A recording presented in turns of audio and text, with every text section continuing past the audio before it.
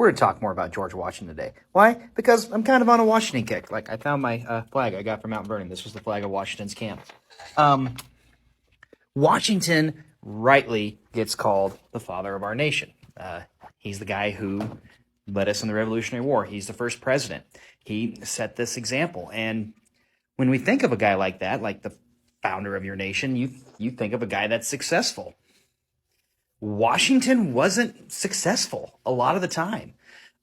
He's kind of a weird case study to look at because Washington probably has more failures than he has successes. He fails in the French and Indian War in the 1750s when he is fighting as a commander of Virginia militia. He arguably starts the 7 Years' War, the French and Indian War, between Great Britain, France, and the United States colonies.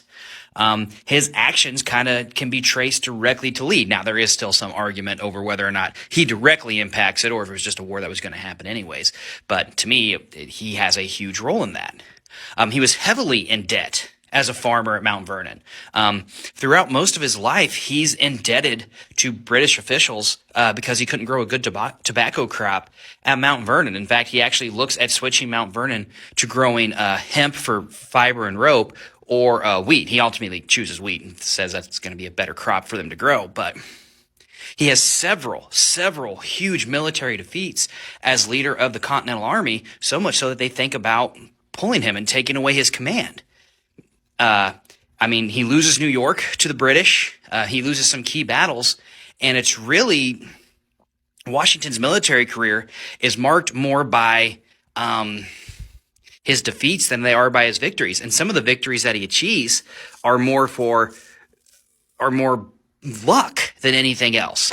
I mean, if you look at his attacks on Trenton when he crossed the Delaware River, excuse me. I mean, we all have that famous painting of him sitting on top of the boat leading at night sky through the frozen Delaware River, which didn't happen because if you ever tried to stand up in a boat in a frozen river, you'd be dead from exposure and or hypothermia, or both, some combination of the two.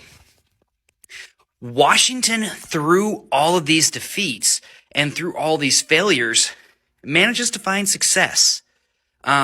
And as polarizing a figure as he can be, especially with some of his later, he's kind of stuck up. He's very much an elitist. He doesn't quit. He doesn't stop. He doesn't use failure as an excuse to stop going places. So Washington's probably the first American in the sense that failure is not the thing that's going to get you down. So I like Washington for that fact.